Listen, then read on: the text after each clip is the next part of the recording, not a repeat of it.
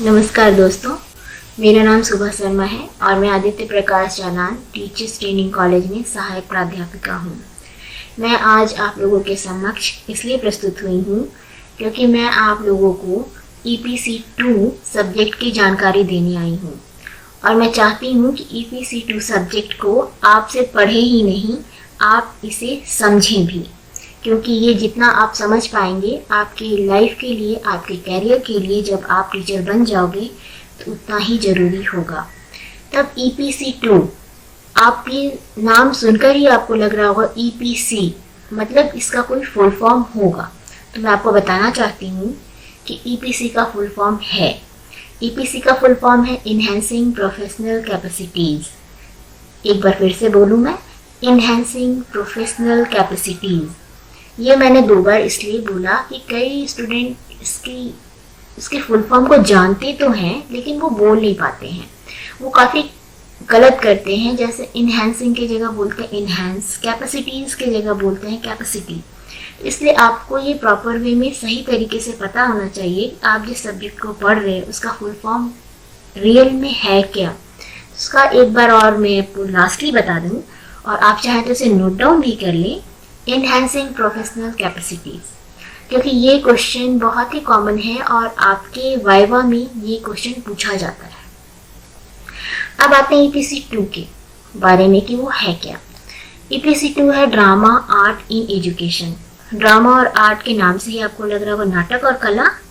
हम शिक्षक बनने आए हैं और नाटक और कला ये तो बहुत ही अजीब है, लेकिन मैं बता दूं कि आपके शिक्षा में ये बहुत ही इम्पॉर्टेंट रोल निभाता है, क्योंकि जब भी हम कुछ पढ़ाते हैं बच्चों को तो आप सिंपल वे में नहीं पढ़ा पाओगे जब तक कि आप कुछ क्रिएटिव तरीका ना अपनाएं, क्योंकि आजकल के बच्चे बहुत ही ज़्यादा क्रिएटिव तरीके से सोचते हैं। उनका सोचने का लेवल बहुत ज़्यादा हाई है और उनको मैच करने के लिए आपको भी उस लेवल में सोचना पड़ेगा, क्योंकि बच्चे बचपन से ही बहुत ही क्रिएटिव होते हैं।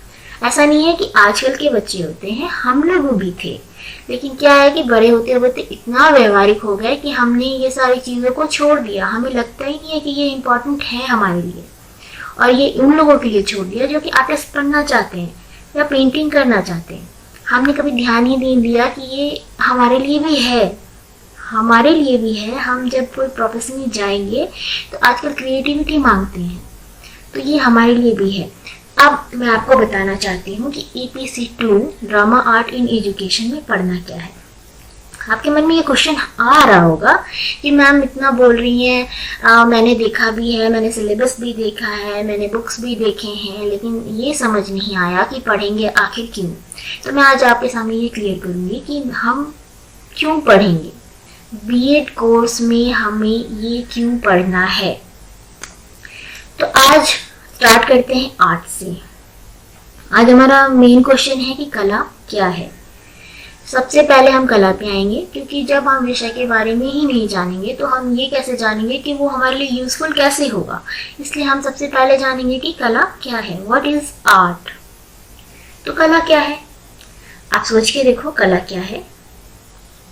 नहीं समझ आता, क्योंकि हम लोग मेनली ज़्यादातर लोग साधारणतः ऐसा मानते हैं कि जो पेंटिंग होती है, जो मेरे पीछे रखी है पेंटिंग, जो पेंटिंग होती है या इसे करने वाले लोग ही आर्टिस्ट होते हैं, या इस तरह की पेंटिंग ही कला होती है। मतलब मेनली हमारे दिमाग में ये फिट होता है कि पेंटिंग ही कला होती है और इसे करने वाले ही कलाकार होते हैं, लेकिन ऐसा कुछ भी नहीं है। कला सिर्फ पेंटिंग तक ही सीमित नहीं है। कला सिर्फ पेंटिंग नहीं है, आपको ये सोच बदलनी होगी और ये विषय शायद मेरा वीडियो देखने के बाद आपका ये नज़रिया भी बदले कि सिर्फ पेंटिंग ही कला नहीं है। अब हम बात करते हैं तो कला आखिर में है क्या। कला क्या है, कला के बारे में बहुत से विद्वानों का विचार अलग अलग है। सभी अपनी सोच से एक बनाते हैं कि ऐसा है कला, वैसा है कला, सब अलग अलग बताते हैं। जैसे रविंद्रनाथ टैगोर, नाम सुना होगा आपने, ये कोई कलाकार नहीं है, ये बहुत बड़े कवि भी थे, लेखक भी थे, इनको सभी जानते हैं और ये चित्रकार भी थे। तो रविंद्रनाथ टैगोर ने क्या कहा है कला के बारे में, उन्होंने कहा है जो सत्य है, जो सुंदर है, वही कला है। मीन्स जो सत्य है और जिसमें खूबसूरती है वही कला है। तो क्या हम मान लें कि जो सुंदर है वही कला है, जो जिसमें खूबसूरती नहीं है क्या वो कला नहीं है? पर ऐसा बिल्कुल नहीं है। पर ये उनकी सोच थी। पर हमें किसी भी विद्वान ने क्या कहा है ये पढ़ना जरूरी होता है, इसलिए आपको ये जानना जरूरी है कि रविंद्रनाथ टैगोर ने क्या कहा था। अब आते हैं मैथिली शरण गुप्त की। गुप्त ने आखिर क्या कहा था? मैथिली शरण गुप्त ने कहा था कला अभिव्यक्ति की कुशल शक्ति है। कला अभिव्यक्ति की कुशल शक्ति है। मीन्स अभिव्यक्ति मीन्स खुद को व्यक्त करना, उसकी कुशल शक्ति मीन्स उसे कितने अच्छे से आप व्यक्त कर सकते हैं उसकी शक्ति। इसी तरह कई और लोगों ने बहुत कुछ कहा है कला के बारे में। आप चाहे तो इसे पढ़ भी सकते हैं और आप इसे कहीं भी पढ़ सकते हैं। आप इसे पेपर में पढ़ सकते हैं, आप इसे इंटरनेट पे भी पढ़ सकते हो कि आखिर उन्होंने क्या कहा है। लेकिन हमारा विषय ये नहीं है कि उन्होंने क्या कहा है। हाँ, हम इसकी जानकारी जरूर रखेंगे कि उन्होंने क्या कहा है। अब मैं आपको बहुत ही सिंपल वे में बताती हूँ, क्योंकि आपको आर्टिस्ट बनना नहीं है, आपको शिक्षक बनना है, वो भी अपने विषय का। तो सबसे पहले एक अच्छे शिक्षक बनने के लिए अपने विषय का ज्ञान होना आपके लिए बहुत जरूरी है। अपने विषय में आपकी पकड़ सबसे ज़्यादा इम्पोर्टेंस रखती है, क्योंकि अगर आप अपने विषय में ही कमज़ोर होंगे तो ये जो चीज़ें मैं बता रही हूँ ये सपोर्टिव है, ये सपोर्ट करने वाला है। और अगर आप अपने विषय में ही अच्छे नहीं होंगे तो सपोर्ट करने वाला कुछ भी हो आपको उन ऊंचाइयों तक नहीं पहुंचा पाएगा जहां तक आप जाना चाहते हैं। तो अब आता है कि कला क्या है। मैं बहुत साधारण शब्दों में समझाना चाहती हूँ कि कला क्या है। कला अपनी भावनाओं की अभिव्यक्ति है। कला अपनी भावनाओं की अभिव्यक्ति है। अब या फिर ऐसे कह सकते हैं कला अपनी भावनाओं की अभिव्यक्ति है। उसका जो सरल तरीका है वही कला कहलाता है। तो आखिर में हम फिर से वहीं आ गए कि कला क्या है। अब अगर ये हमारी भावनाओं की अभिव्यक्ति है, हमारी सोच जो है उसे हम इससे प्रकट करते हैं, तो फिर कला क्या है? कला सिर्फ पेंटिंग है? नहीं। अब मैं बताती हूँ कि कला क्या है। कला सिर्फ पेंटिंग नहीं है, इसके कई रूप हो सकते हैं। आप गाकर अपने आप को अभिव्यक्त कर सकते हैं या व्यक्त कर सकते हैं, अपनी भावनाओं को बता सकते हैं। आप डांस के माध्यम से अपनी भावनाओं को बता सकते हैं। आप अगर राइटर हैं, आपको लिखने का शौक है, तो आप कविता के माध्यम से खुद को व्यक्त कर सकते हैं। आप वादन के माध्यम से खुद को व्यक्त कर सकते हैं। बहुत से तरीके हैं कला को व्यक्त करने के, और कला एक बहुत ही वृहद रखता है। मीन्स क्या बोल सकते हैं कि इसका दायरा बहुत ही वृहद है। इतना वृहद है कि मतलब कि कोई भी व्यक्ति इसे बता नहीं सकता कि ये यही कला है।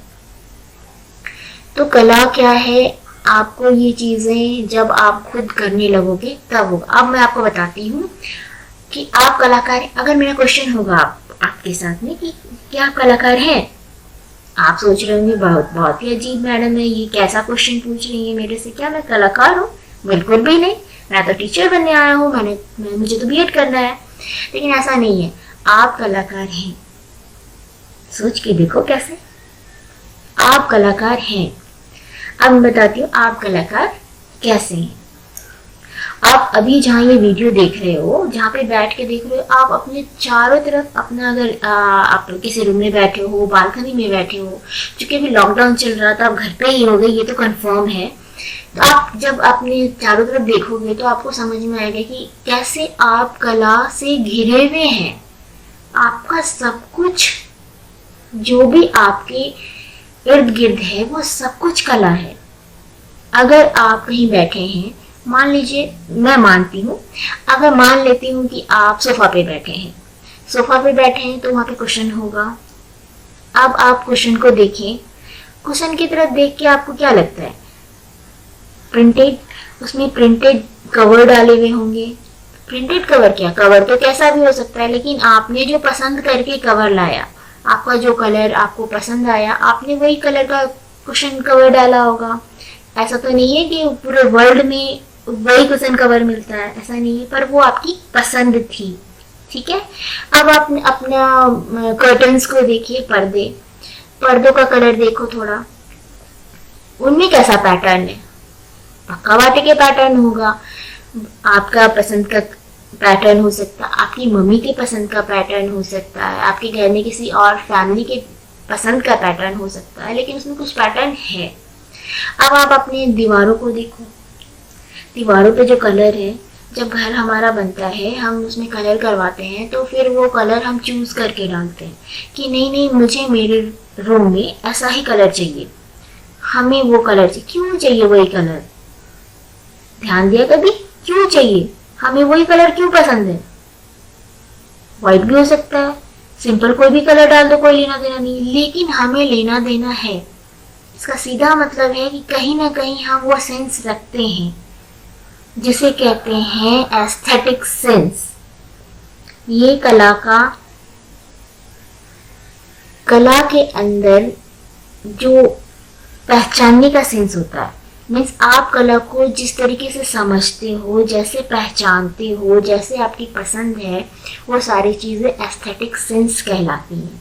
आप में वो सेंस है, मतलब आप आर्टिस्ट हैं। अब आपको समझ में आया कि मैंने ऐसा क्वेश्चन क्यों किया था कि आप आर्टिस्ट हो या नहीं। अब आप ये तो बिल्कुल क्लियर हो गया होगा कि आप एक आर्टिस्ट हैं।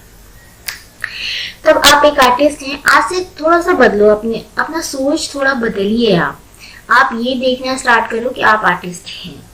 अब आइए कि कला क्या है, ये तो हमने समझ लिया, अपनी भावनाओं की अभिव्यक्ति है। उसके माध्यम बहुत अलग अलग हो सकते हैं।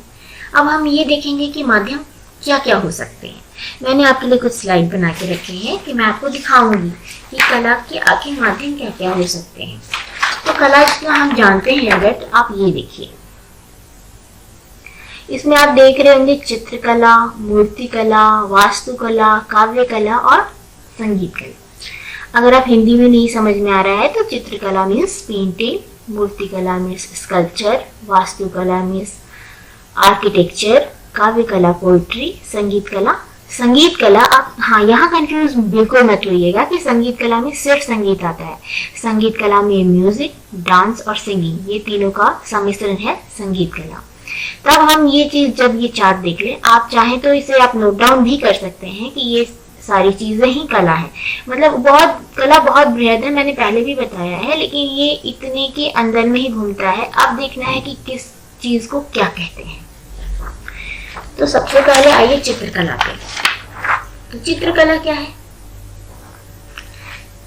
हमने बहुत बार देखा चित्रकला क्या है, अभी दिखाया मैंने आपको चित्रकला क्या है। पेंटिंग, जिसे जनरली हमने कला बोलते हैं, पेंटिंग क्या है। अब पेंटिंग क्या है, अब पेंटिंग किस कला के अंतर्गत आती है, ये भी हमारे जानना बहुत ही जरूरी है। पेंटिंग होता है visual art. Visual art means दृश्य कला, जिसे हम देख सकते हैं। पेंटिंग को हम इसलिए सबसे पहले रखे हैं। आप ये भी बोल रहे होंगे कि मैडम वो चक्र में तो सब कुछ दिखाया, आप पेंटिंग को ही या चित्रकला को ही सबसे पहले क्यों कह रही हैं? बहुत ही सही क्वेश्चन है। आपके दिमाग में अगर ये क्वेश्चन आया है तो बिल्कुल सही आया है। मैंने पेंटिंग को ही सबसे पहले क्यों रखा है? क्योंकि जब हम गुफाओं में रहते थे, जब हम आदि मानव का काल था हमारा, अगर आपने हिस्ट्री पढ़ा होगा तब आपने पढ़ा होगा कि हम गुफा चित्र करते थे, उसमें भित्ति चित्र की जाती थी, गुफा पे पेंटिंग। हम गाय का चित्र बनाते थे, अपने हाथ का छापा बनाते थे, हम ये सारी चीजें करते थे। मीन्स हम सबसे शुरू में जो करते थे वो थी पेंटिंग। पेंटिंग से ही हमारी कला की शुरुआत हुई। हम जैसा देखते थे वैसा बनाने की कोशिश करते थे। हम ये नहीं कहते कि वैसा ही बना लेते थे, लेकिन हम कोशिश करते थे। मीन्स हमारी शुरुआत ही वहाँ से हो चुकी थी हमारी कला की। इसलिए सबसे पहले हम चित्रकला की बात करते हैं। उसके बाद आता है, अब ये तो हाँ एक उदाहरण मैं दूंगी, अजंता एलोरा की गुफा का जो भित्ति चित्रण है, अगर आप चाहें तो आप जाके वहाँ पे घूम के देख भी सकते हैं, ये देखा जा सकता है, ये अभी भी है। हाँ, तो दूसरा है मूर्तिकला। अब आपका फिर से क्वेश्चन होगा कि आप पहले चित्रकला बताएं, आप उसके बाद मूर्तिकला कैसे बोल रही हैं, उसके बाद काव्य कला भी बोल सकती हैं, वास्तुकला भी बोल सकती हैं। नहीं, ठीक है, लेकिन उसके बाद मूर्तिकला होगा। अगर आपने हिस्ट्री पढ़ा होगा, फिर से मैं हिस्ट्री पे आ रही हूँ, देखिए मैं सब्जेक्ट पे आ रही हूँ, ठीक है। आपने फिर से जब हिस्ट्री पढ़ा होगा तो आपने पढ़ा होगा सिंधु घाटी सभ्यता, हड़प्पा सभ्यता जो भी थी हमारी, और वहाँ पे जब भी खुदाई हुआ तो क्या निकला? मूर्तियाँ निकली, टूटी हुई मूर्ति निकली, लेकिन मूर्तियाँ निकली। इसका सीधा मतलब है कि मूर्ति कला स्टार्ट हो चुका था। हम मिट्टी की मूर्तियाँ बनाने लगे थे उस टाइम पे। मतलब चित्रकला के बाद हम मूर्तियों में इंटरेस्टेड होने लगे। मीन्स हम जैसे दिखते हैं या जानवर जैसे दिखते हैं उनसे मिलता जुलता हम मिट्टी का ढांचा तैयार कर रहे थे। तो उसके बाद हम मूर्ति कला पे आए। वो हमारी शुरुआत थी मूर्ति कला की, सिंधु घाटी सभ्यता से। अब आइए आप वास्तुकला पे, आर्किटेक्चर। वास्तुकला आप ध्यान देंगे, अगर आप सिंधु घाटी सभ्यता पढ़े होंगे ढंग से, तो जब मूर्तियाँ निकली उसके बाद वहाँ का नगरीय जो समाज कैसा रहे, वहाँ का नगर कैसे बसे, इसके भी प्रॉपर तरीके से योजनाबद्ध तरीके से वहाँ बनाया गया था। तो ये जो सोच है, ये इस तरीके से जो बनाया उन्होंने, वो वास्तुकला के अंतर्गत ही आता है। क्योंकि आर्किटेक्चर, इसका सीधा मतलब है कि उस टाइम पे आर्किटेक्चर शुरू हो चुका था और लोग रहने के लिए प्रॉपर तरीके से घर बनाने लगे थे। ये ऐसे होंगे, यहाँ स्नानागार होगा, यहाँ पे घर होगा रहने का, यहाँ खाना बनाने का होगा। ये सोच उनकी आ चुकी थी। इसलिए मूर्ति कला के बाद हमारा आता है वास्तुकला। जब हम इतना ज़्यादा आ गए, सब कुछ करते करते प्रॉपर में एक चित्रकला, मूर्तिकला, वास्तुकला, मतलब हम एक लेवल तय कर रहे हैं, हमारा एक स्टैंडर्ड हो गया है। अब हम आते हैं काव्य कला पे। हमारे पास रहने को सब कुछ है, हम अपने आप को व्यक्त कर सकते हैं चित्र बना के, मूर्ति बना के। अब आया कि हमारे मानसिक स्वास्थ्य कैसा है, हम वहाँ, हमारी चेतना कहाँ तक गई है। अब हम अपनी भावनाओं को शब्दों के रूप में व्यक्त करने लगे। तब आई काव्य कला, पोइट्री। पोइट्री क्या है? लयबद्ध तरीके से अपने विचारों को व्यक्त करना ही पोइट्री कहलाती है। अगर आप ध्यान देंगे तो पोइट्री जब भी पढ़ा जाता है तो उसका एक लय होता है। ऐसे नहीं कि पोइट्री बस पढ़ ली है, नहीं, पोइट्री पढ़ने का भी एक राग होता है। वो आपको प्रॉपर तरीके से ही पढ़ा जाता है और उसका मीनिंग निकलता है। वो बहुत ही मीनिंगफुल होता है। वो खुशी का हो सकता है, वो गम का हो सकता है, वो वीर रस से भरा हो सकता है। उसमें भी कई भावनाएं होती हैं। कवि जिस भी भाव को व्यक्त करता है वो उस भाव का पोइट्री कहलाता है। अब हम आते हैं संगीत कला पे। आप देखिए, ये सारी चीज़ें आप बहुत टाइम से जान रहे होते हो। मुझे लगता है ये बचपन से जान रहे होते हैं, लेकिन आपको लगता ही नहीं है ये सारी चीज़ें कला से रिलेट करती हैं। पर आज आप ये बहुत अच्छे से जान लो कि हमारे हिस्ट्री में जितना भी काल आया ना, वो सब कला को लेकर कुछ न कुछ देता गया है। हम उस काल के नाम से ही उस कला को जानते हैं। तो आइए हम बात करते हैं संगीत कला की। संगीत कला क्या है? अगर साधारणतः बोला जाए तो संगीत कला में सिर्फ संगीत हम समझते हैं। संगीत का मतलब म्यूजिक, लेकिन ऐसा बिल्कुल भी नहीं है। संगीत कला की अगर बात की जाए तो संगीत कला में गायन, वादन और नृत्य, ये तीनों का समावेश होता है। गायन मीन्स सिंगिंग। आप अभी देखते होंगे टीवी पे कि रियलिटी शोज आते हैं, सिंगिंग शो आते हैं, सारेगामापा। अगर आपने ध्यान दिया होगा तो कितना अच्छा है। वो छोटे बच्चे भी गाते हैं, वो बड़े बच्चे भी गाते हैं। वो एक कला है। गाना सबके बस की बात नहीं है। हम आप सभी गा नहीं सकते। ऐसा नहीं कि गा ही नहीं सकते हैं, सुर में गा नहीं सकते हैं, लय में गा नहीं सकते हैं, लेकिन जो अच्छे से सुर में गा सकते हैं वो रियल में सिंगिंग आर्टिस्ट कहलाते हैं।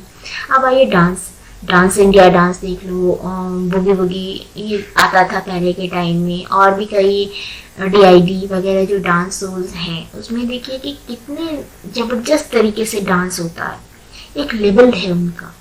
तो वो भी, ये भी वही बात हुई, सभी लोग डांस कर सकते हैं लेकिन उतना अच्छा तरीके से नहीं कर सकते। पर जो लोग बाय बर्थ डांसर्स होते हैं वो डांसिंग आर्टिस्ट कहलाते हैं। उनका एक नाम होता है।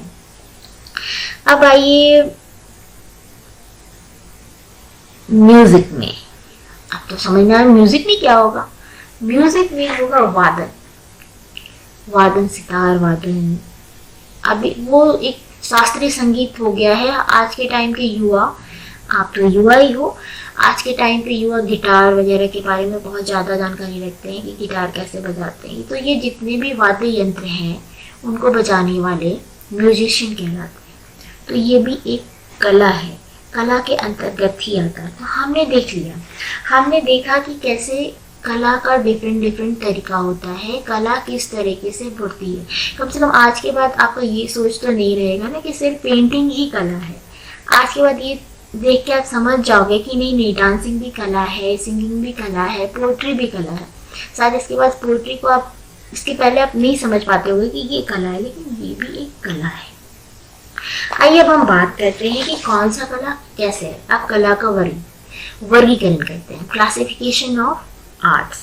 कला को बांट दिया जाता है। अभी हमने देख लिया कि क्या क्या क्या क्या कला है, लेकिन अब इसको कैसे बांटते हैं। Classification of art. तो कला दो तरह के होते हैं, एक होता है विजुअल आर्ट और दूसरा होता है परफॉर्मिंग आर्ट। एक को बोलते हैं हिंदी में, विजुअल आर्ट को हिंदी में बोलते हैं दृश्य कला और परफॉर्मिंग आर्ट को बोलते हैं प्रदर्शनकारी कला। दो तरह की कलाएं होती हैं। अब देखना है कि विजुअल आर्ट में आखिर में आता क्या क्या है। तो हमने आपके लिए इसके लिए एक चार्ट बनाई है, आप देख सकते हैं। ठीक है, आप देख सकते हैं कि दृश्य कला, आर्ट दृश्य कला। जो दृश्य कला है उसमें कौन कौन सी कलाएं आती हैं, ठीक है, और प्रदर्शनकारी कला है उसमें कौन कौन सी कलाएं आती हैं। मैं आपको बता देती हूँ, अगर ढंग से नहीं दिख पाया होगा तो आप सुन लो।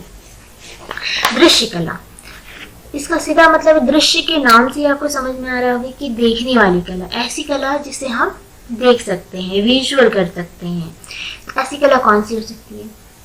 तो सबसे पहले पेंटिंग ऐसी कला है जिसे हम देख सकते हैं। हम देख के बता सकते हैं हाँ ये पेंटिंग अच्छी है, इसके कलर ऐसे हैं, इसके पैटर्न ऐसे हैं, इसमें बोला ये जा रहा है, इसके भाव ये हैं। तो ये हुआ दृश्य कला। अब पेंटिंग के बाद कौन सी कला आती है? अब मूर्ति कला। मूर्ति जब भी बना के स्टैचू अगर खड़ा होगा तो हम उसे देख सकते हैं, हम उसे आगे से देख सकते हैं, वो 3D होता है ना, हम उसे चारों तरफ से देख सकते हैं कि वो कैसी है। 3D 4D आजकल की जो मूर्ति कला है वो उसको तो हम सबकी तरफ से घूम के देख सकते हैं ना, हम उसे तो चारों तरफ के घूम से देख सकते हैं। तो मूर्ति कला समझ में आई, वो हम देख सकते हैं। तो जिस भी कला को हम देख सकते हैं वो दृश्य कला कहलाती है, विजुअल आर्ट कहलाती है। जैसे मूर्ति कला, मूर्ति को हम देख सकते हैं। अब आई वास्तुकला का अगर बेहतरीन उदाहरण मैं आपसे जानना चाहूँ तो आप बताओ क्या होगा? आप बता नहीं सकते, आप सोचो को क्या होगा। आप सोचिए कि वास्तुकला का बेहतरीन उदाहरण क्या है हमारे इंडिया में, क्या है? अगर मैं हिंट दूं, 7 अजूबों में से एक है वो, जो हमारे इंडिया में है। अच्छा ठीक है, मैं बता ही देती हूँ, वो है ताजमहल। वास्तुकला का सबसे बेहतरीन उदाहरण है ताजमहल। ताजमहल 7 अजूबों में से एक है।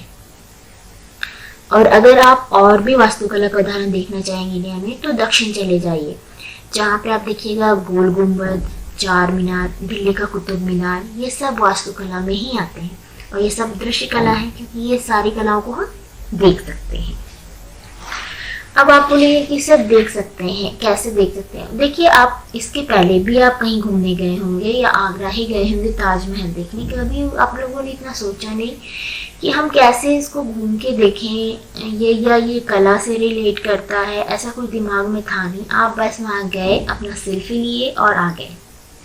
आपने उसे ध्यान से देखा ही नहीं, उसकी भव्यता को देखा ही नहीं।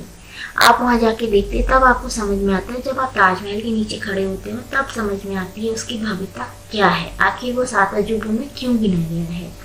वो देख के ही लगता है, जब आप वहाँ नीचे खड़े होकर ऊपर देखोगे ना तब समझ में आएगा कि उसकी खूबसूरती क्या है। उसे बनाने में वर्षों लगे थे। वो सफ़ेद संगमरमर से बना हुआ है और उसकी खूबसूरती, उसकी क्रिएटिविटी इतनी ज़बरदस्त है कि आप बता नहीं सकते। आप किसी दूसरे को शब्दों में व्यक्त नहीं कर सकते हैं। तो ये उसे कहते हैं वास्तुकला, आर्किटेक्चर। अब आइए प्रदर्शनकारी कला। प्रदर्शनकारी कला, परफॉर्मिंग आर्ट, ये नाम से ही आपको लग रहा होगा परफॉर्म करने की कुछ चीज़ें होती होंगी। परफॉर्म करना मीन्स एक्ट करना, ये जनरली इस चीज़ों से हम जोड़ देते हैं। तो प्रदर्शनकारी कला, प्रदर्शनकारी कला क्या है? तो पोइट्री, काव्य कला एक प्रदर्शनकारी कला है। कैसे? आपको समझ में नहीं आया, ये लिखा हुआ चीज़ है, फिर इसको प्रदर्शनकारी कला कहते हैं। पोएट्री में क्या होता है? पोएट्री में तो कोई ड्रामा भी नहीं होता है, तो फिर कैसे?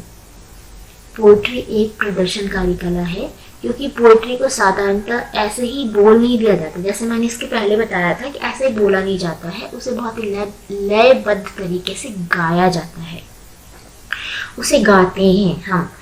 जैसे कोई भी पोएट्री का एक लय होता है, तरीका होता है। आप अगर छोटे बच्चों के, अगर आपके घर में छोटे बच्चे होंगे तो आपने देखा होगा कि उसके स्कूल्स में काफ़ी प्रोग्राम होते हैं, जब वो स्टेज शो करते हैं और वो डांस करते हैं, तो किसी पोइट्री पे, जैसे ट्विंकल ट्विंकल लिटिल स्टार वगैरह किसी भी शोज होता है, या उसके टीचर्स अगर उसे सिखाते हैं, तो वो ट्विंकल ट्विंकल लिटिल स्टार को सिर्फ ऐसे ही नहीं, वो गा के सुनाते हैं। ट्विंकल ट्विंकल लिटिल स्टार सिर्फ गाते भी नहीं है, वो बाकायदा एक्ट करते हैं कि बच्चों को याद रहे। तो देखिए उसकी पढ़ाई में कैसे आर्ट घुस रहा है। वो गाती है ट्विंकल ट्विंकल लिटिल स्टार, तब जाके उनका पोएट्री बच्चों को अच्छे से याद हो पाती है। तो क्या है? पोएट्री एक प्रदर्शनकारी कला है। अब आते हैं संगीत कला पे। संगीत कला, अभी मैंने बताया संगीत कला में सिर्फ म्यूजिक नहीं है, म्यूजिक, डांस एंड सिंगिंग तीनों है। इसमें तो बताने की वैसे कोई ज़रूरत भी नहीं है। आप जानते हो डांस को परफॉर्म ही किया जाता है, सिंगिंग परफॉर्म ही किया जाता है, म्यूजिशियन म्यूजिक प्ले करते हैं तो परफॉर्म ही करते हैं। तो ये बहुत ही नोन चीज़ है, आप ये चीज़ जानते हैं, इसमें बहुत ज़्यादा डिस्कशन की कोई ज़रूरत भी नहीं है।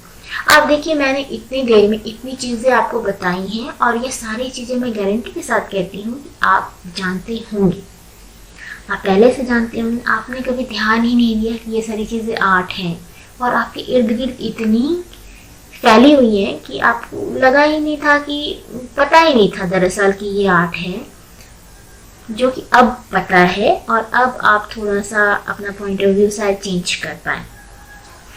और प्रदर्शनकारी कला क्या है? ड्रामा, थिएटर, फिल्म, जो कि हम बहुत अच्छे से देखते हैं। ड्रामा, नाटक, आप नाटक भी बहुत देखते होंगे, टीवी पे देखते होंगे, सीरियल्स देखते होंगे, आप शोज देखते होंगे, स्टेज पे जो नाटक होता है वो देखते हो, जो लाइव चलता है, आप मूवीज देखते हैं। ये सारी प्रदर्शनकारी कला के अंतर्गत ही आती है। देखिए कोई भी एक मूवी जब बनता है ना, तो उसके बनाने के लिए बहुत से लोग लगे होते हैं, उसमें हर एक तरह की चीज़ें लगी होती हैं, लेकिन हम जाते हैं मूवी थिएटर और फटाक से बोल देते हैं ये मूवी अच्छी है, ये बहुत ही बकवास थी। तो हमें सेकंड्स नहीं लगते हैं ये तय करने में कि ये मूवी कैसी थी। लेकिन ऐसा नहीं है, आप जब भी देखोगे ना, तो उसमें एक स्टोरी होता है, स्टोरी राइटर होते हैं, उसमें विजुअल इफेक्ट्स होते हैं, उसमें सॉन्ग्स होते हैं, उसमें ड्रेस डिज़ाइनिंग होती है, जो भी एक आर्ट है। आप ऐसे ही किसी को कुछ भी पहना दोगे तो वो अच्छा नहीं लगेगा, ठीक है। तो वो काफ़ी चीज़ें होती हैं। आज के बाद जब भी मूवी देखने जाओ ना, तो हाँ बोलो कि हाँ सही नहीं था, मतलब मुझे अच्छा नहीं लगा, लेकिन ना बकवास है, ये है वो है, थोड़ा बचिए। अच्छा, तो अब हम आते हैं कला। तो कला के बारे में हमने आज बहुत कुछ जाना, आपको मैंने बहुत चीज़ें बताई, ऐसी चीज़ें भी बताई जिसे आप शायद जानते होंगे लेकिन आप रिलेट नहीं कर पा रहे होंगे। तब आपके मन में अभी भी क्वेश्चन होगा कि ये आपके लिए क्यों है? इतनी चीज़ें तो हैं, आप पूरे इर्द गिर्द आपकी पूरी फैली हुई है कलाएं, लेकिन क्यों है? आप शिक्षित बनने आए हो लेकिन आपको फिर भी आर्ट पढ़ाया जा रहा है, ऐसा क्यों है? तो अब मैं बताती हूँ कि आपको आर्ट पढ़ाया क्यों जा रहा है। देखो, जब आप आर्ट पढ़ाते हो बच्चों को, आर्ट पढ़ाते हो मेनली, जब आर्ट नहीं पढ़ाते हो, अगर आप आर्ट सब्जेक्ट भी पढ़ाते हो जैसे हिस्ट्री, सिविक्स वगैरह, तो हिस्ट्री में आप अगर किसी एक सब्जेक्ट को आपने उठाया है, मान लो मुगल काल पढ़ा रहे हैं, तो आप कैसे पढ़ाएंगे? सिर्फ जो किताब में लिखा होगा आप सिर्फ वैसा पढ़ाएंगे?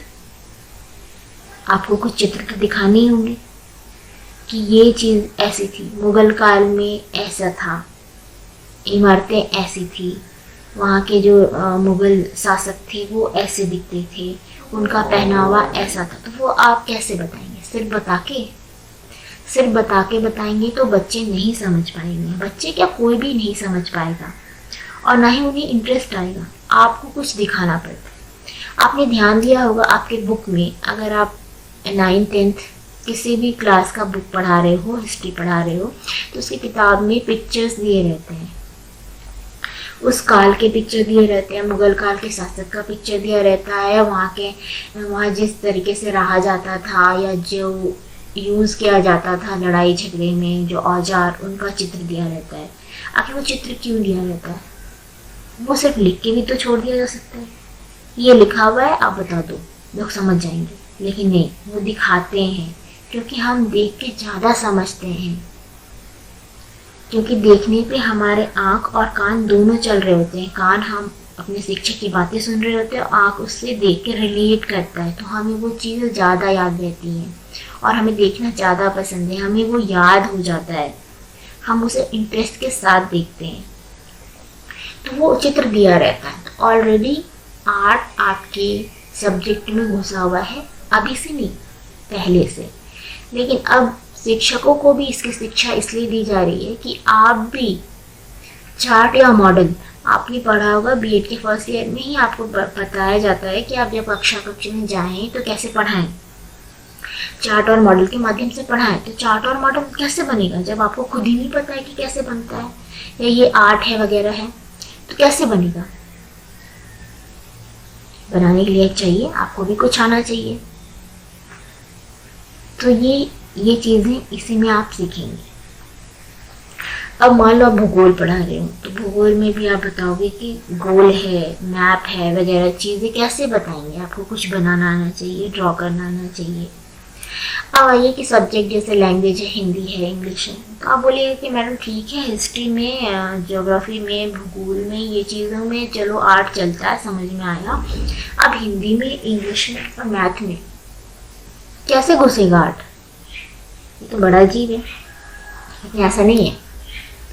अगर आप ध्यान दीजिएगा, हिंदी की कोई कविता है तो आप उसे गा के सुनाएंगे, जैसे मैंने अभी कहा पोइट्री आर्ट है। अगर अब कोई स्टोरी है, मान लीजिए कोई स्टोरी है, आप सुना रहे हैं, तो उसमें कैसे बताओगे? स्टोरी टेलिंग कैसे करोगे?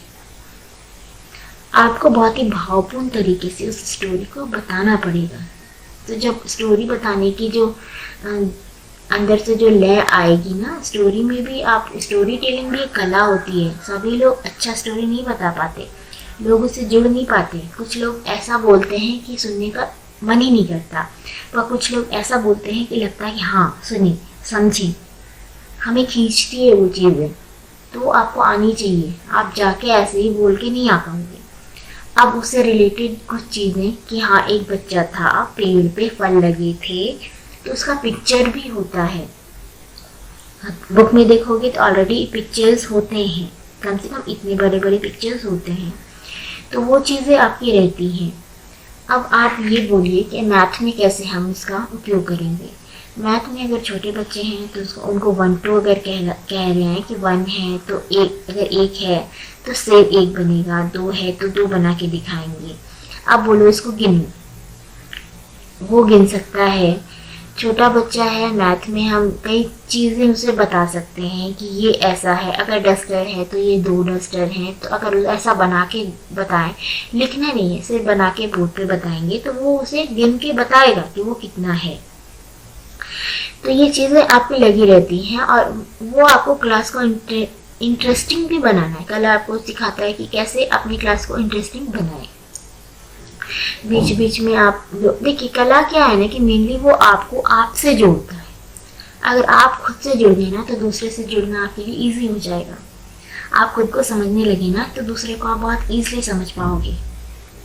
अब आप अभी का देखो, अभी लॉकडाउन चल रहा है, कोरोना काल है, कोरोना का संकट है कि बाहर जाएंगे तो हमें कोरोना हो जाएगा।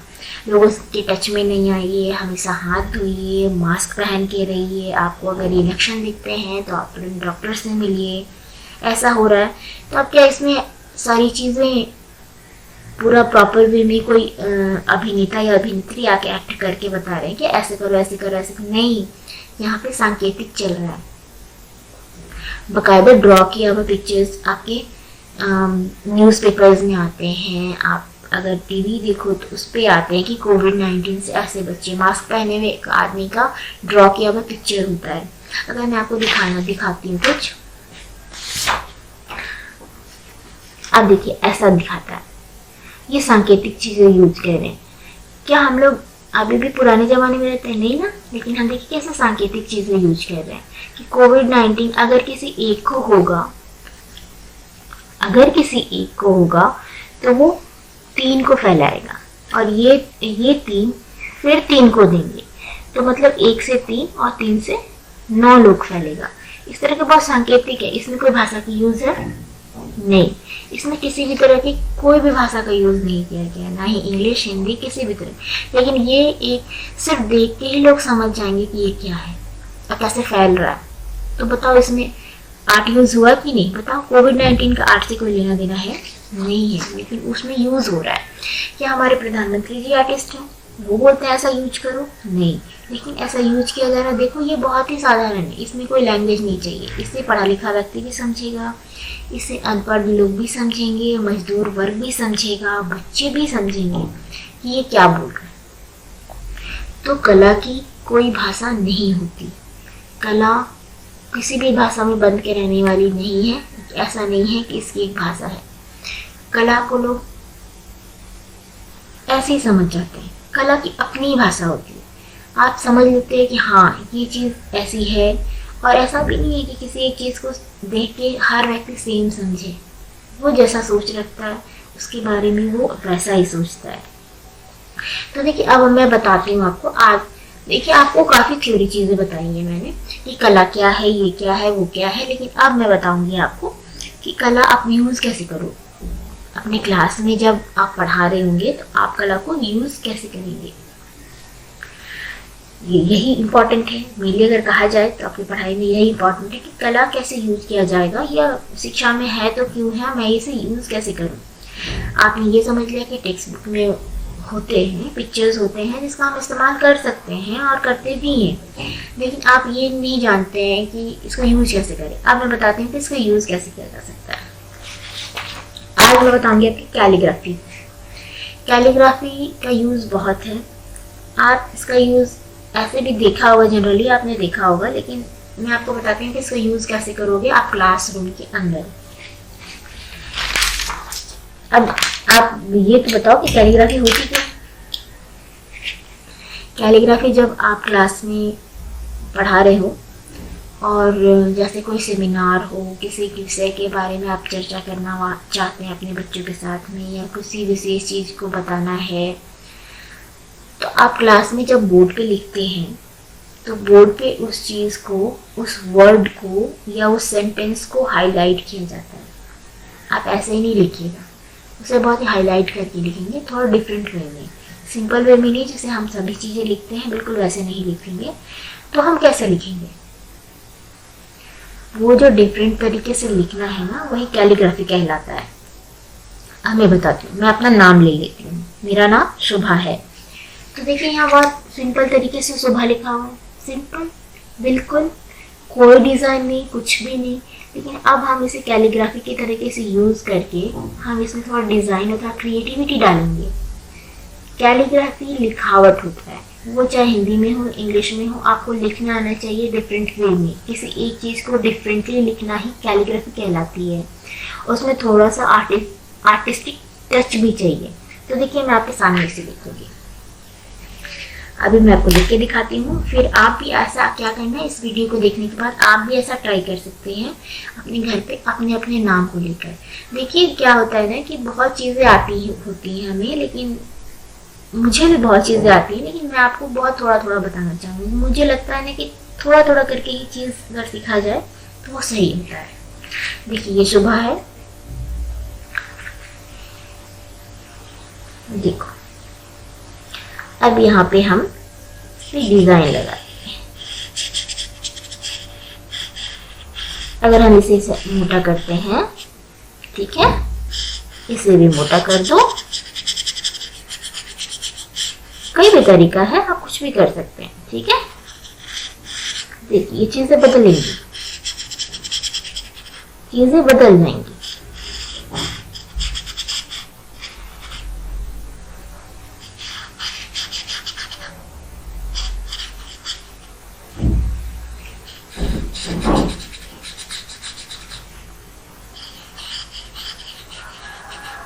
देखिए देखिए, कुछ नहीं कर रही मैं कुछ नहीं कर रही हूँ, बस थोड़ा सा काम कर रही हूँ।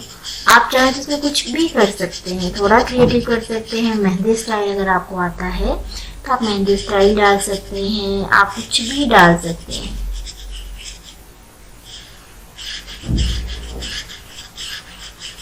देखिए वही सुबह है लेकिन थोड़ा डिफरेंट हो गया। हमने इसमें कैलीग्राफी का यूज़ किया है, ये डिफरेंट दिख रहा है। ऐसा हम जनरली कहीं साइन नहीं करेंगे, हम ऐसा कहीं साइन करके नहीं आएंगे, कहीं चेकबुक में साइन नहीं करेंगे। हम आपका कॉपी अगर साइन करने को आया तो मैं इस तरह से साइन नहीं करूँगी, लेकिन मैं अपने नाम को थोड़ा सा डिज़ाइन दिया है मैंने अपने नाम पे। तो देखिए कैलीग्राफी का यूज़ हुआ है इसमें। अब इसमें आप नीचे इस तरह से डिज़ाइन भी बना सकते हैं, ठीक है।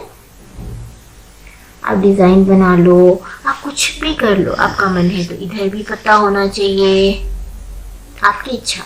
आप कैलीग्राफी कर रहे हैं तो हम इस तरह की चीज़ों को बोर्ड पर भी कर सकते हैं। बोर्ड पर मीन्स बोर्ड पर हम किसी बच्चे को कुछ पढ़ा रहे हैं अगर, और हम चाहते हैं कि उस चीज़ को हम हाईलाइट करें तो बस कैलीग्राफी का यूज कीजिए। कैलीग्राफी का यूज जैसे ही करोगे वो चीज़ें हाईलाइट खुद ही हो जाएंगी, उसमें ध्यान जाएगा लोगों का। सिंपल वे में आप कुछ भी लिख के छोड़ोगे ना तो वो ध्यान नहीं जाएगा, लेकिन आप कैलीग्राफी का यूज करके कुछ भी लिखोगे ना उसमें तुरंत ध्यान जाता है। तो ये चीज़ें हो गई, आप इसे क्लास में यूज कर सकते हैं। अब आप देखो, मैंने आपको शुरू में बताया था कि ईपीसी का फुल फॉर्म क्या होता है। अब मैं आपको दिखाऊंगी कि कैलीग्राफी में अगर हम इनहेंसिंग प्रोफेशनल कैपेसिटीज लिखते हैं तो वो कैसा दिखेगा।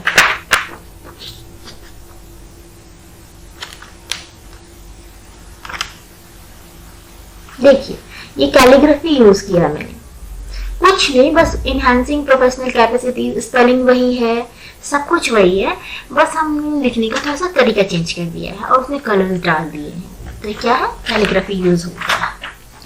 अब देखिए हमारा सब्जेक्ट का नाम, ये देखिए हमारे सब्जेक्ट का नाम drama and art in education, simple. ये भी कैलीग्राफी यूज किया है, देखा।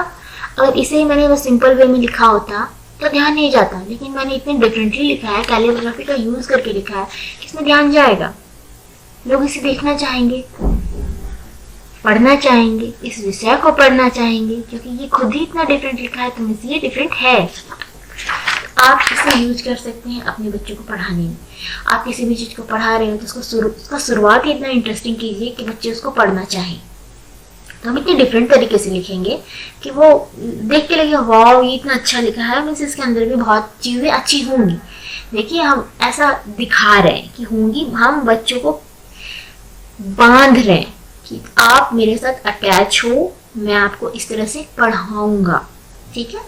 अब आप आइए कि हम लोगों को ये चीज़ें हमने सीखी, कैलीग्राफी की यूज़ कैसे करते हैं। अब मैं आपको एक चीज़ और सिखाऊंगी कि हम देखिए, आप जब बोर्ड पे लिखते हो तो वो बोर्ड पे लिखने का एक तरीका होता है। ये तो आपके टीचर्स ने आपको पहले से सिखाया होगा कि बोर्ड वर्क कैसे किया जाता है, लेकिन बोर्ड वर्क अगर सही है तो बहुत अच्छी बात है, पर गलत है तो सही नहीं है।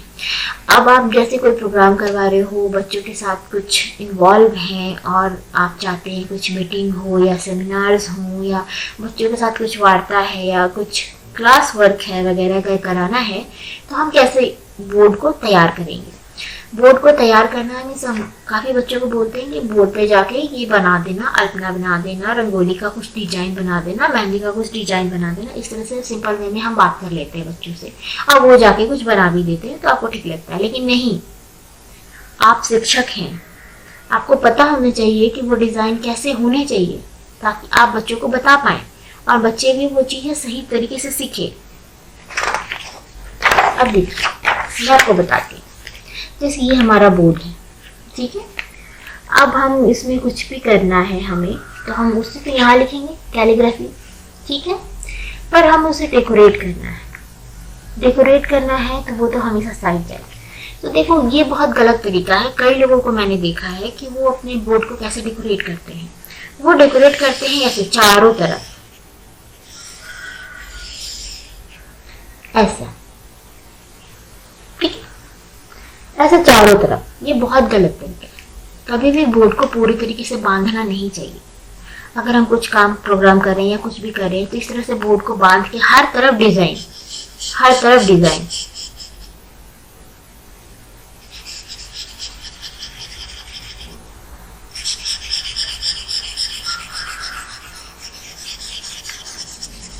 इस तरह से हर तरफ डिजाइन करके पूरा का पूरा बोर्ड भर देते हैं लोग, जो कि बिल्कुल गलत है। ये तरीका बिल्कुल गलत है। इस तरीके से डेकोरेशन नहीं होती है बोर्ड की। अब मैं बताती हूँ सही तरीका क्या है। अगर बच्चे इस तरह का बोर्ड करें और आप भी करें, आगे से नहीं करेंगे ऐसा, क्योंकि ये तरीका सही नहीं है डेकोरेशन का। अब देखिए, मैं आपको बताऊंगी कि कौन सा तरीका सही होता है डेकोरेशन का। जब भी बोर्ड डेकोरेट करें, आप एल के आकार का लें, मीन्स हाफ करें। या तो ये साइड चलेगा या फिर ये साइड चलेगा। आप इतना खाली छोड़ना है, हमको इधर का पूरा खाली छोड़ना है, एक साइड हम डेकोरेट करेंगे। अब अगर हम यहाँ डिजाइन बनाते हैं,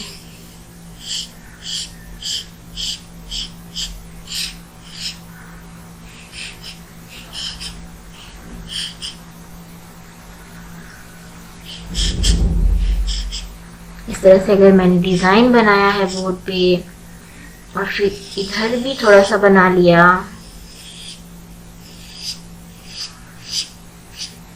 ठीक है, फिर थोड़ा इधर भी बना लिया,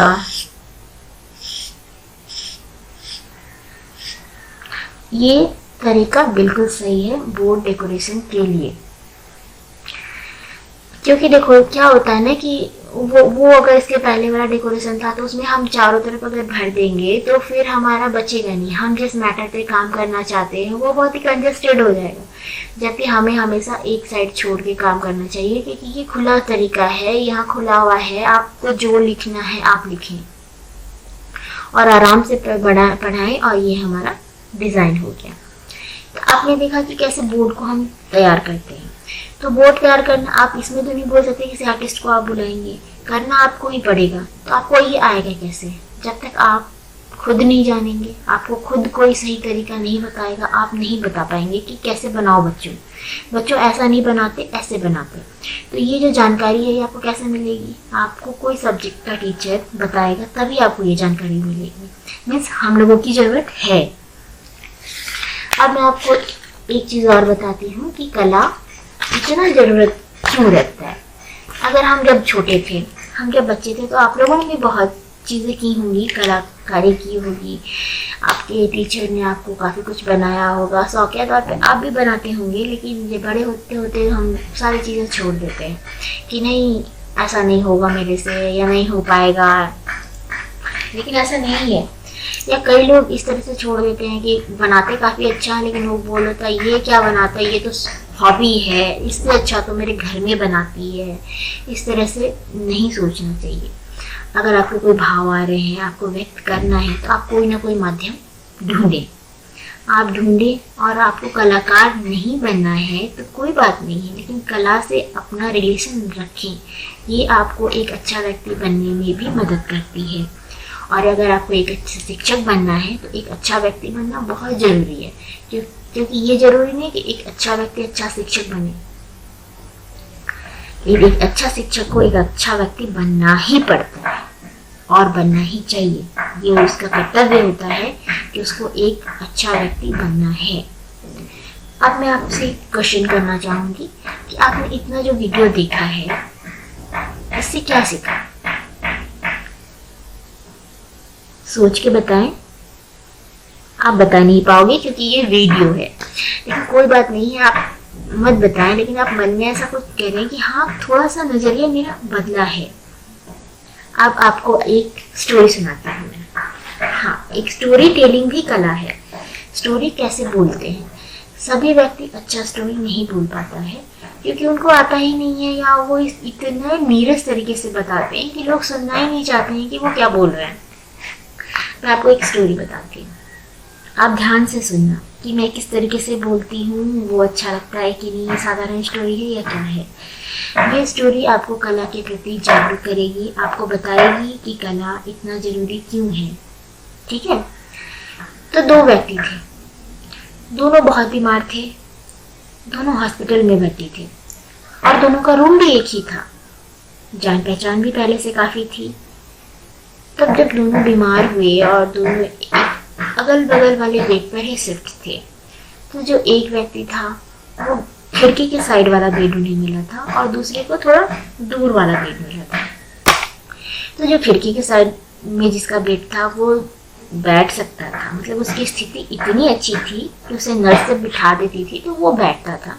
लेकिन दूसरा मरीज ऐसा था जो बैठ नहीं सकता था, उसकी स्थिति ज़्यादा खराब थी, वो लेटा ही रहता था और वो लेट कर ही बातें किया करता था। तो जो खिड़की के बगल वाला मरीज था उसे जब बैठा दिया जाता था तो वो खिड़की के साइड देखा करता था और देख के दूसरे पेशेंट को, जो कि उसका दोस्त ही था, उसे बताया करता था कि यहाँ पे एक पार्क है, खिड़की से दिखता है एक पार्क जहाँ पे बच्चे खेलने आते हैं। आज वो बच्चा फुटबॉल लेके आया है, अपनी मम्मी के साथ आया है, आज का मौसम ऐसा है, आज एक बूढ़ा भी आया है, देखो वो लोग कितना हंस रहे हैं, कितना एंजॉय कर रहे हैं, वो कितनी मस्ती कर रहे हैं, आज देखो छोटा बच्चा आइसक्रीम खा रहा है। इस तरह से वो हर दिन हर चीज़ें बताया करता है, एक छोटी छोटी चीज़ें भी बताया करता है कि देखो कैसे चिड़ियाँ चहचहा रही है, उसको देख के कितना अच्छा लग रहा है, कितनी ठंडी हवाएं चल रही हैं, आज का मौसम बहुत अच्छा है, आज कितनी अच्छी धूप खिली हुई है। इस तरह से वो डेली उस व्यक्ति को बताया करता था। तो जो पेशेंट उठ नहीं सकता था, जो खिड़की से दूर था, उसे उससे जलन होने लगी कि ये कितना लकी है कि इसको इस तरह का बेड मिला है, वो डेली इतना कुछ देख सकता है, वो मुझे चाहिए, वो बेड मुझे चाहिए। ये बहुत ही नेचुरल है कि जो दूसरे का कुछ अच्छा लगता है तो वो मुझे चाहिए वाली स्थिति हो गई कि वो मुझे चाहिए। बस वो हर दिन मनाने लगा कि काश ये मर जाए, ये मर जाए, ये मर जाए। एक दिन ऐसा आया कि सही में रात में उसकी तबीयत बहुत ख़राब हो गई। जो खिड़की के साइड वाला बेड वाला व्यक्ति था, उसकी तबीयत बहुत ख़राब हो गई और वो रात में मर गया। अगले दिन जैसे ही वो मर गया ना, दूसरा बेड वाला मरीज बोला कि मुझे उस बेड पे शिफ्ट कर दिया जाए। ठीक है, नर्स ने बोला ठीक है, कल सुबह आपको शिफ्ट कर दिया जाएगा। वो उस व्यक्ति के मरने से बिल्कुल भी दुखी नहीं था, वो खुश था कि अब उसे वो बेड मिलेगा, वो खिड़की से वो भी देख सकेगा। अब वो बहुत खुश था। अगले दिन सुबह सुबह जब उसे शिफ्ट किया गया तो वो उन्होंने नर्स से कहा कि मुझे उठा के बैठा दिया जाए, मैं बैठना चाहता हूँ। जब नर्स ने बोला कि बैठ के क्या करोगे, तो उसने कहा कि मैं खिड़की से देखूंगा। तो उसने बोला कि क्या करोगे बैठ के, खिड़की से कुछ दिखता नहीं, उधर दीवार है। जब ये चीजें उसने सुनी, बोला दीवार है, वो तो बोलता था कि उधर पार्क है, तो बोला नहीं इधर दीवार है। उसे इतना बुरा लगा, उस मरीज को इतना बुरा लगा कि इधर दीवार है, ये तो सारा पैक है, पर वो मुझे हर दिन इतनी चीजें बताया करता था, इतनी चीजें इस तरीके से बताया करता था कि मैं इमेजिन करने लगता था कि हाँ वो बच्चा है, वो ऐसा है, आज पीले कलर का पैंट, रेड कलर का टी शर्ट पहन के आया है। मुझे वो सारी चीजें दिखती थी, उसका बताने का तरीका इतना अच्छा था। उसे इतना बुरा लगा, इतना बुरा लगा कि अगले ही दिन उसकी भी मृत्यु हो गई। तो देखिए, यहाँ बताने का ये नहीं है कि आप पश्चाताप में मर गए, इसका बताने का तरीका, इस स्टोरी का मेन मूल्य ये निकला, इसका मतलब ये निकला कि देखिए आर्ट क्या कर सकता है। आर्ट कुछ नहीं रहते हुए भी आपको बहुत कुछ दिखा सकता है, सिर्फ सोच से। वो व्यक्ति सिर्फ बताता था, अपनी कल्पना से बताता था, वहाँ कुछ उसको दिखता नहीं था, वो सिर्फ अपनी कल्पना से बताता था और इधर वाले व्यक्ति के लिए पूरा पिक्चर क्रिएट हो जाता था। तो यही काम एक आर्टिस्ट करते हैं, उसके पास कुछ भी नहीं होता है, लेकिन वो आपको इस तरीके से दिखाते हैं कि सामने जब उसका आर्ट देखने वाला व्यक्ति उसी तरीके से मंत्रमुग्ध हो जाता है, उसे वो सारी चीज़ें दिखने लगती हैं जो एक आर्टिस्ट उसको दिखाना चाहता है। लेकिन रियलिटी ये होती है कि आर्टिस्ट के पास कुछ भी नहीं होता, वो सिर्फ उसकी कल्पना होती है, वो सिर्फ उसकी सोच होती है। तो देखा, कला किसी बाउंड्री में नहीं बन सकती, कला को कहीं से रोका नहीं जा सकता, कला की कोई भाषा नहीं होती, वो कुछ भी कर सकता है, सिर्फ अपने आप को व्यक्त करना आपको आना चाहिए। आप तो ये समझ पाए होंगे कि कला क्या है। कला खुद को समझने का एक तरीका है। आज से आप जब भी ये वीडियो देख लोगे थोड़ा सा पॉइंट ऑफ व्यू जरूर चेंज होगा, ये मेरी गारंटी है। और इस विषय को आप विषय की तरह ना लें, इस विषय को एंजॉय करें। इसे पढ़ने से ज़्यादा समझने की ज़रूरत है और करने की ज़रूरत है, क्योंकि ये आपको कोई आर्टिस्ट बनाना हमारा उद्देश्य नहीं है। हम सिर्फ ये चाहते हैं कि आप कला के माध्यम से बच्चों को अच्छी शिक्षा दे पाएँ। कला बहुत चीज़ें हैं जो हमें बताती हैं। आप अगर बुक पढ़ोगे तो आपको समझ में आएगा कि भारतीय संस्कृति से ये कैसे जुड़ी हुई हैं, हमारे पर्व त्यौहार से ये कैसे जुड़ी हुई हैं। आप ऐसा तो नहीं है कि आप बिल्कुल ही नहीं जानते हैं। जब हमारे घर में कोई भी प्रोग्राम होता है या फिर शादी विवाह होता है तो हम अपने घर के बाहर में रंगोली बनाते हैं, तोरण बनाते हैं, जो कि कला के अंदर ही आता है। अब हम देखेंगे कि कला और समाज कैसे आपस में जुड़ा हुआ है। कला और समाज के बारे में आप जानते हैं, आप कला के बारे में जानते हैं, तो आपको ये पता होना चाहिए कि समाज और कला कैसे जुड़ा हुआ है। तो मैं इसकी चर्चा आगे की वीडियो में ज़रूर करूँगी आप लोगों के साथ, और मैं ये ज़रूर जानना भी चाहूँगी, पता नहीं आप कैसे बता पाओगे, लेकिन मुझे ना बता पा के आप किसी और को भी ज़रूर बताना कि आपको ये वीडियो कैसा लगा और आप इसे एंजॉय किए कि नहीं, और आपकी दृष्टिकोण में थोड़ी सी चेंजेस हुई या नहीं। बहुत अच्छा लगा आप लोगों से बातें करके। धन्यवाद।